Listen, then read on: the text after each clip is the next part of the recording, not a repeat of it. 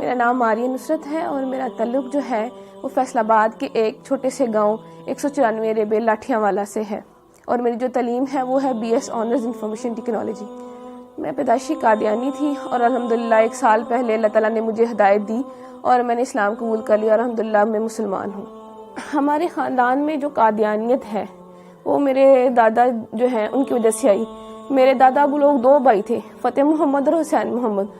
وہ ہندوستان کے ضلع امرتسر کے رہنے والے تھے، وہاں سے وہ لوگ ہجرت کر کے پاکستان آئے، اور پاکستان آنے کے بعد انہوں نے فیصل آباد کا جو علاقہ ہے چھوٹا لاٹھیاں والا، یہاں پہ رہائش اختیار کر لی اور یہاں پہ انہوں نے قادیانیت قبول کی، اور اس کے بعد قادیانیت کی جو تبلیغ تھی اس کو کرنا شروع کر دیا۔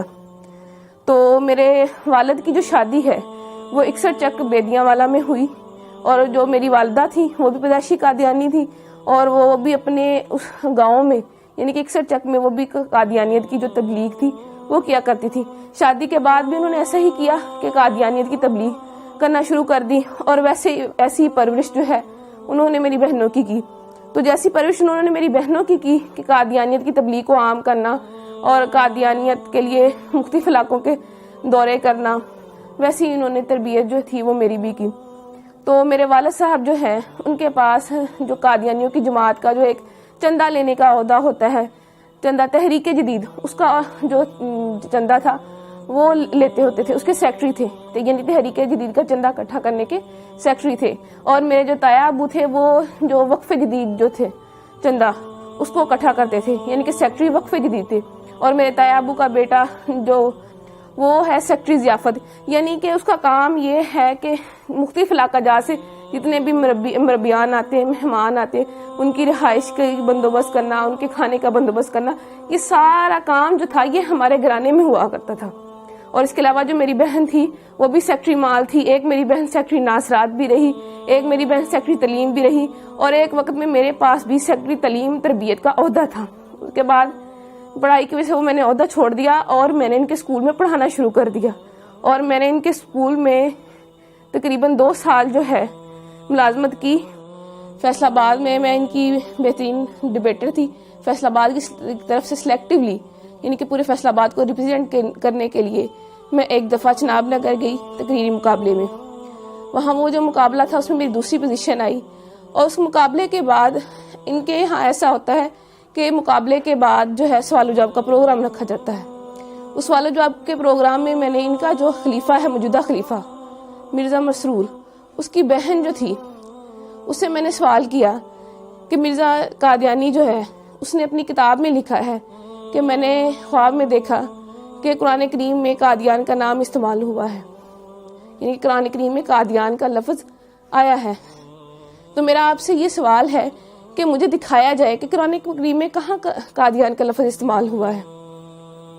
تو یہ میرا جو سوال تھا وہ پرچی پہ لکھ کے میں نے اس کو بھیجا۔ تو جب اس سوال کی باری آئی تو اس نے جب سوال کھولا تو اس کے پاس سوال کا جواب نہ تھا، اور وہ پوچھنے لگ گئے کہ کس نے یہ سوال جو ہے کیا ہے۔ اس کے بعد ایک اور لڑکی نے سوال کیا تو مرزا مسرور کی بہن کے پاس اس کا بھی جواب کوئی نہ تھا۔ تو ان کی ہٹ درمی دیکھ لیں کہ بجائے یہ ماننے کے کہ اس لڑکی کو یا مجھے یہ کہہ دیتی کہ میرے پاس اس سوال کا جواب نہیں ہے، میں بعد میں آپ کو کنسلٹ کر کے پڑھ کے ریڈ کر کے میں آپ کو اس کا جواب دے دوں گی، کہنے لگی، آگے سے لڑنا شروع ہو گئی۔ ایک ان کی قادیانیوں کی اتنی بہت بڑی مبلغہ بن کے آگے سے لڑنا شروع ہو گئی کہ اگر تمہیں زیادہ پتا ہے تو تم میری کرسی پہ آ جاؤ، تم آ کے لوگوں کو سمجھانا شروع کر دو، ایسے ہے ویسے ہے۔ تو اس وقت ساتھ میری جو بڑی بہن، میں نے ان کو بتایا، میں نے کہا دیکھ لیں یہ جو سوال ہے کہ قادیان کا لفظ قرآن کریم میں کہاں استعمال ہوا ہے، یہ میں نے لکھ کے بھیجا ہے، ان کے پاس اس سوال کا جواب نہیں ہے۔ تو میری بہن حیران ہو گئی اور مجھ سے پوچھنے لگی کیا واقعی میں ایسا ہے؟ میں نے اس کو بتایا جی بالکل ایسا ہے۔ اس کے بعد میں نے اس کو اور بھی سوال پوچھے، اپنی بہن سے پوچھے۔ میں نے کہا جب میں یونیورسٹی میں پڑھتی ہوں تو لڑکیاں مجھ سے سوال کرتی ہیں، ان میں سے کچھ سوال میں نے ان کو بتایا۔ میں نے کہا مرزا غلام احمد قادیانی، اس نے اپنی کتاب میں لکھا ہے ہم مکہ میں مریں گے یا مدینہ میں، اور حالانکہ مرزا صاحب کی جو وفات ہے وہ تو لاہور میں ہوئی تھی اور ان کو دفنایا قادیان میں گیا۔ تو میری بہن کہنے لگی کیا واقعی لکھا ہوا؟ میں نے کہا ہاں لکھا ہوا۔ میں نے کہا پھر جو ہے انہوں نے اپنا ایک کشف جو ہے اس میں لکھا ہوا ہے کہ میں نے خواب میں دیکھا کہ میں خود خدا ہوں اور میں نے یقین کر لیا میں وہی ہوں۔ تو کہنے لگی کیا واقعی مرزا صاحب نے اپنی کتاب میں ایسا لکھا ہے؟ تو میں نے اس کو بتایا، میں نے کہا ہاں فلاں فلاں کتاب میں فلاں فلاں جگہ پہ لکھا ہوا ہے۔ تو وہ بڑی پریشان ہوئی۔ پھر اس کے بعد جب میں واپس گاؤں آئی، میں نے اپنے گھر والوں سے آ کے بھی اس کا تذکرہ کیا۔ رات کو بیٹھے ہوئے تھے، میرے والد صاحب بھی بیٹھے تھے، میں نے اپنے والد صاحب سے بھی تذکرہ کیا۔ میں نے کہا ابو ایسے ایسے وہاں پہ جو بھی ہوا میں نے ان کو بتایا۔ تو میرے ابو پوچھنے لگے کیا واقعی لکھا ہوا ہے؟ اس کے علاوہ پھر میں نے ان کو اور بھی حوالہ جات دیے، جیسے کہ مرزا صاحب نے مسلمانوں کو گالیاں دی ہیں، یا مرزا صاحب نے یہ کہا ہے کہ اللہ تعالیٰ نے میرے گھر پیدا ہونا ہے۔ تو یہ باتیں ساری سن کے میرے ابو بہت پریشان ہو گئے۔ تو اس کے بعد جو تھا میری امی نے وہ ہمیں اس ٹاپک پہ بات کرنے سے منع کر دیا۔ میرے اسلام قبول کرنے کی وجہ کچھ یوں بنی کہ میں نے تعلیم مکمل کرنے کے بعد ایک اسکول میں جو ہے بطور ٹیچر انٹرویو دیا اور وہاں میری سلیکشن ہو گئی۔ ایک دن ہم بریک کے وقت بیٹھے ہوئے تھے تو اچانک مذہبی گفتگو جو تھی وہ شروع ہو گئی۔ تو ہمارے اسکول کے جو پرنسپل صاحب تھے انہوں نے قادیانیت کے موضوع پہ بات کرنا شروع کر دی۔ تو چونکہ میں قادیانی تھی تو میں نے بھی اس میں حصہ لینا شروع کر دیا۔ میں نے بھی ان کو بتایا کہ قادیانیت کے میں فضائل و مراقب جو تھے وہ انہیں بتانا شروع کر دیے، کیا قادیانیت ایسے ہے ویسے ہے، یعنی کہ قادیانیت کی ایک بڑی اچھی تصویر میں نے ان کو بتانا شروع کر دی۔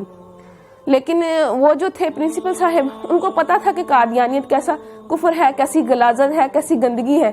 تو انہوں نے قادیانیت کی جو عقائد تھے وہ بتانے شروع کر دیے کہ قادیانی جو ہے تو نعوذ باللہ مرزا قادیانی خود کو خدا کہتا ہے، خود کو محمد رسول اللہ صلی اللہ علیہ وسلم کہتا ہے، توبہ نعوذ باللہ کلمہ کی توہین کرتا ہے اور مسلمانوں کو گالیاں دیتا ہے، اہل بیت اطہار کی شان میں گستاخی کرتا ہے، صحابہ کی شان میں گستاخی کرتا ہے۔ جب یہ تمام باتیں میں نے سنی تو میں اتنا ڈر گئی کہ میں بہت زیادہ خوفزدہ ہو گئی، اور مجھے بالکل جو تھا وہ چین نہیں مل رہا تھا کہ کیسے ایک شخص جس کو ہم نبی مانتے ہیں وہ کیسے اتنی گستاخیاں کر سکتا ہے، کیسے اللہ پاک کی شان میں گستاخی کر سکتا ہے یا آپ صلی اللہ علیہ وسلم کی شان میں گستاخی کر سکتا ہے۔ تو میں گھر آتی ہوں تو میں سو جاتی ہوں، اور میں نے جب خواب دیکھا تو میں وہ خواب دیکھ کے بہت ڈر جاتی ہوں۔ خواب کچھ اس طرح ہے کہ میں اپنے گھر کے باہر موجود ہوں، گرمیوں کے دن ہے، سخت گرمی ہے، اور میں گلی میں اکیلی موجود ہوں، میرا سر بھی ننگا ہے اور میرے پاؤں بھی ننگے ہیں۔ تو میں ڈر کے مارے دوڑنا شروع کر دیتی ہوں کہ مجھے کوئی مار نہ دے۔ بہت دوڑتی ہوں، اور پھر جب دیکھتی ہوں اپنے آپ کو ایک قدم بھی میرا آگے نہیں بڑھتا۔ اس بات سے میں بہت پریشان ہو جاتی ہوں کہ میں نے اتنی محنت کی، اتنی دوڑی، اتنی جو ہے ہمت کی میں نے، لیکن اللہ تعالیٰ نے میرا ایک بھی قدم آگے نہیں بڑھایا۔ اسی وقت میری آنکھ کھل جاتی ہے اور میں دیکھتی ہوں کہ میرا پورا جسم جو ہے وہ پسینے سے شرابور ہے اور مجھے اپنے آپ سے بہت گندی بدبو آتی ہے۔ پھر اس کے بعد یہ خواب جو ہے مجھے متواتر آیا، اور جب بھی آتا مجھے ایسے ہی ڈرا جاتا۔ اس کے بعد چند دن بعد میں اسکول گئی تو وہ جو اسکول کے پرنسپل صاحب تھے وہ مرزا قادیانی کی کتابیں لے کے، روحانی خزائن کی مختلف جلدیں لے کے بیٹھے ہوئے تھے۔ انہوں نے مجھے بلایا اور مجھے کہنے لگے کہ جو جتنی باتیں میں نے تمہیں، یعنی کہ جتنے قادیانیوں کے عقائد میں نے تمہیں بتائے ہیں، اگر میں تمہیں ان کتابوں سے دکھا دوں تو کیا تم یقین کر لو گی؟ میں نے انہیں کہا جی میں ضرور یقین کروں گی۔ تو انہوں نے جو ہے کتابیں کھولی اور جتنی باتیں وہ مجھے جو میں نے آپ سے پہلے بیان کی انہوں نے مجھے مرزا قادیانی کی کتابوں میں سے دکھائیں، اور وہ کتابیں مرزا قادیانی کی لکھی ہوئی تھی، روا کی جو ہے ضیاء الاسلام پریس وہاں سے شائع ہوئی تھی۔ اس کے بعد جو ہے میری ملاقات، جو میرے دماغ میں شکوک و شبہات تھے یا سوالات تھے تو ان کو دور کرنے کے لیے میری جو ملاقات تھی وہ ایک سابق قادیانی جو کہ اب مسلمان ہو چکے ہیں اور ختم نبوت کے بہت بڑے مبلغ ہیں، عرفان محمود برق صاحب، ان سے میری ملاقات ہوئی۔ تو انہوں نے جتنے بھی میرے شکوک و شبہات تھے وہ سارے دور کیے، اور قادیانیت کی جو غلاظتیں تھی جو مجھ پہ نہیں کھلی تھی وہ کھول کر مجھے بیان کی، اور ان کی جو کتاب تھی قادیانیت سائنس و اسلام کے کٹہرے میں انہوں نے مجھے وہ پڑھنے کے لیے دی۔ تو اس کو پڑھ کے جتنے بھی میرے دماغ میں سوالات تھے وہ سارے کے سارے وہ ختم ہو گئے۔ تو اس کے بعد پھر میں نے مرزا قادیانی پہ اور قادیانیت پہ کروڑوں لعنتیں بھیجنے کے بعد آپ صلی اللہ علیہ وآلہ وسلم کی غلامی میں آ گئی اور کلمہ طیبہ پڑھ کے اسلام قبول کر لیا۔ اس کے بعد جب میں گھر گئی میں نے اللہ تعالیٰ سے جا کے دعا کی کہ اللہ تعالیٰ مجھے کوئی رستہ بتا کہ مجھے کوئی ایسا نشان دکھا کہ مجھے پتہ چل سکے کہ میں نے آج جو کیا میں سچ پہ ہوں، میں حق پہ ہوں. تو میں جو ہے میں سو گئی. تو میں نے وہی خواب جو میں پہلے دیکھتی تھی اور میں ڈر جاتی تھی، وہی خواب مجھے دوبارہ آیا کہ میں اپنے گھر کے باہر موجود ہوں، گرمیوں کے دن ہے، سخت گرمی ہے، اور میں ڈر کے مارے بھاگنا شروع کر دیتی ہوں. لیکن اس دفعہ معاملہ جو تھا وہ الٹ ہو گیا کہ جب میں ڈر کے مارے میں بھاگنا شروع ہوئی تو بھاگتے بھاگتے کہ میں پکی سڑک پہ پہنچ گئی. تو میرا سر جو پہلے ننگا ہوتا تھا اس پہ ایک سفید چادر آ گئی خود بخود، اور میں نے دیکھا کہ میرے سامنے ایک شخص احرام باندھے کھڑا ہے. جب میں نے اپنی نظریں اوپر اٹھائیں تو میں نے سبز گنبد اور مینار کو پایا. تو اس کے بعد میری آنکھ کھل جاتی ہے اور مجھے اپنے آپ سے جو جہاں پہلے پسینے کی بدبو آتی تھی، اب مجھے اپنے آپ سے اتنی اچھی خوشبو آنے لگ گئی. تو میں نے اس بات پہ اللہ تعالیٰ کا شکر ادا کیا کہ اللہ تعالیٰ، میرا جو دل تھا وہ اتنا مطمئن نہیں تھا، لیکن تو نے مجھے اپنے نبی کا روزہ دکھا کے مجھے بتا دیا کہ میں نے آج جو کیا وہ بالکل سچ تھا اور میں بالکل حق پہ ہوں. میں اللہ تعالیٰ کا شکر ادا کرتی ہوں کہ اللہ تعالیٰ نے میری شادی ایک ایسے انسان سے کروائی کہ جس نے مجھے بہت زیادہ دلاسا دیا، بہت زیادہ ہمت دی اور میرا بہت خیال رکھا، اور جو اسلام قبول کرنے کے بعد جتنی بھی جو تعلیمات تھیں ان کو پوری کرنے میں میرا بہت ساتھ دیا، اور الحمدللہ ابھی بھی میرا بہت ساتھ دے رہے ہیں.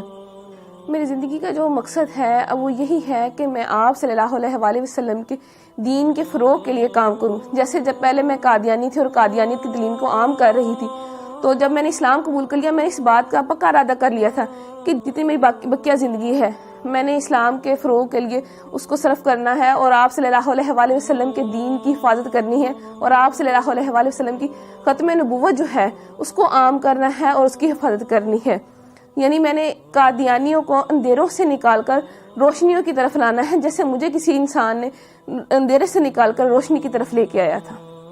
شبان ختم نبوت کی طرف سے یہ جو انٹرویوز کا سلسلہ ہے فرام ڈارکنیس ٹو لائٹ، یہ بہت اچھی کاوش ہے، بہت اچھی کوشش ہے. میری دعا ہے کہ اللہ تعالیٰ شبان ختم نبوت کے اس پروگرام کو جو ہے ترقی عطا فرمائے، اور وہ ایسے ہی جو ہے کوششیں اور کاوشیں کرتے رہے. اللہ تعالیٰ ان کی کوشش اور کاوش کو قبول فرمائے. آمین.